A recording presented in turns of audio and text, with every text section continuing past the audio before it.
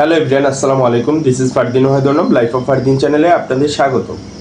ভারতের LTV visa কি, LTV ভিসার প্রসেস কিভাবে করব বা কোন হিন্দুরা এলটিভি ভিসার প্রসেস করতে পারবে, এই ব্যাপারে আমাকে অনেকেই প্রশ্ন করছে। তো সেই ব্যাপারগুলো নিয়ে আজকে আমি আলোচনা করব আপনাদের সাথে। পুরো ভিডিওটির সাথেই থাকবেন সবাই। আর হ্যাঁ, চ্যানেলটি সাবস্ক্রাইব করে না থাকলে সাবস্ক্রাইব করতে ভুলবেন না। ভারতে LTV visa, double entry visa, entry visa, tourist visa, এই ভিসা সংক্রান্ত যদি কেউ কোনো জটিলতায় পড়ে থাকেন অথবা স্লট পাচ্ছেন না, বারবার জমা দিচ্ছেন স্লট পাচ্ছেন না, অথবা স্লট পাচ্ছেন কিন্তু বারবার জমা দিচ্ছেন ভিসা পাচ্ছেন না, তারা কিভাবে ভিসা পাবেন তারা আমাকে কমেন্ট করে জানান, অথবা ডিসক্রিপশন বক্সে আমার ফেসবুক লিঙ্কটি দেওয়া থাকবে, সেখান থেকে আমাকে ফেসবুকে নক করুন। আমি সবাইকে প্রপার গাইডলাইন দিয়ে দিব ইনশাআল্লাহ। আমি যেভাবে গাইডলাইন দিব ঠিক স্টেপ বাই স্টেপ আপনারা সেভাবে আগাবেন, এতে দ্রুত সময়ের মধ্যে আপনারা সাকসেসফুল হয়ে যাবেন। তো এতে আপনাদের এক্সট্রা কোনো চার্জ লাগবে না। আমি যেভাবে গাইডলাইন দিব ঠিক সেভাবে আপনারা স্টেপ বাই স্টেপ আগাবেন। তো এতে দ্রুত সময়ের মধ্যে আপনারা সাকসেস হয়ে যাবেন।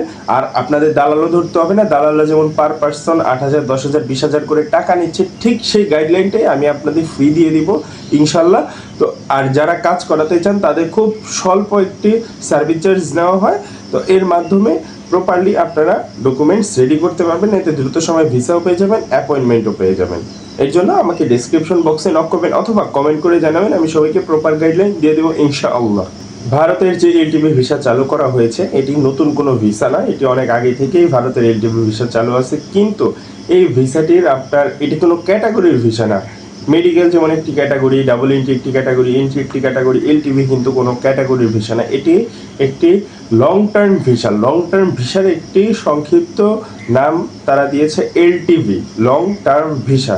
তো এই ভিসার ক্ষেত্রে আপনাদের যারা হিন্দু আছে তাদের জন্য এই ভিসাটি খুব সহজে তারা পেয়ে যেতে পারেন, কিন্তু খুব সহজে পাবেন তার আগে কিছু শর্ত আছে, সেটি মেনটেন করতে হবে। আপনি যদি সেই শর্তগুলা প্রপারলি মেনটেন করেন অথবা সেই ডকুমেন্টসগুলো আপনারা প্রপারলি রেডি করতে পারেন, তাহলে আপনারা খুব দ্রুত সময়ের মধ্যে এলটিভি ভিসা পেয়ে যাবে। সেই ডকুমেন্টসগুলোর ব্যাপারে যদি আমি বলতে চাই, প্রথমে হলো আপনি যে দেশে আছেন সেই দেশ থেকে আপনার একটি ডকুমেন্টস নিতে হবে, প্রত্যয়নপত্র নিতে হবে। আপনি যে এলাকায় আছেন সেই চেয়ারম্যান থেকে একটি প্রত্যয়নপত্র নিতে হবে। আপনাকে সেই দেশ থেকে অথবা সেই দেশের মানুষ আপনাকে ধর্মীয় কোনো আঘাত করছে কিনা, ধর্মীয়ভাবে কোনো নির্যাতন করছে কিনা, যে আপনি সংখ্যালঘু হিসেবে আপনাকে তারা নির্যাতন করছে কিনা, আপনার উপরে টর্চার করছে কিনা সেই এলাকার মানুষ অথবা সেই দেশের মানুষ করছে কিনা।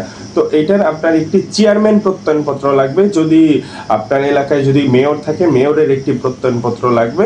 আর এটি দেওয়ার পরে আপনার এরিয়ার যে কাউন্সিলর আছে অথবা মেম্বার আছে, সেই মেম্বারের থেকে আপনার একটি প্রত্যয় নিতে হবে। সেটি এলাকাবাসীর সাক্ষী সহ একটি দরখাস্ত নিতে হবে। দরখাস্ত বলা যায় না, একটি লেটার নিতে হবে। সেই লেটারের মধ্যে আপনার সাক্ষী মোটামুটি 10 থেকে 20 জনের একটি সিগনেচার সহ একটি সাক্ষী লাগবে।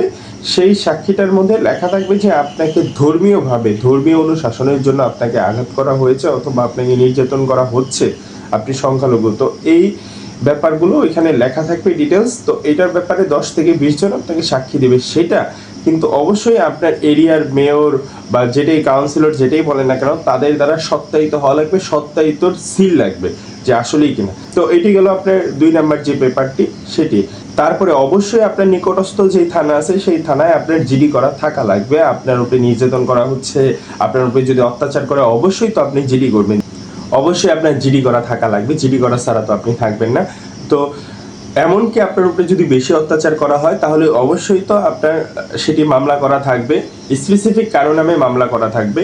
তো এই পেপারগুলো আপনার সংগ্রহ করতে হবে। আপনি যদি এই পেপারগুলো সংগ্রহ করেন তাহলে দ্রুত সময়ের মধ্যে আপনি এই ভিসার ক্যাটাগরিতে পড়ে যাবেন, আপনি দ্রুত সময়ের মধ্যে ইন্ডিয়া ভ্রমণ করতে পারবেন। কিন্তু এনশিওর করতে হবে এই সংক্রান্ত আরও যা ডকুমেন্টস আছে সেগুলো কিন্তু আপনাকে অ্যারেঞ্জ করতে হবে। এই ডকুমেন্টস ছাড়া কিন্তু আপনি কোনোভাবেই এলটিভি ভিসা পাবেন না।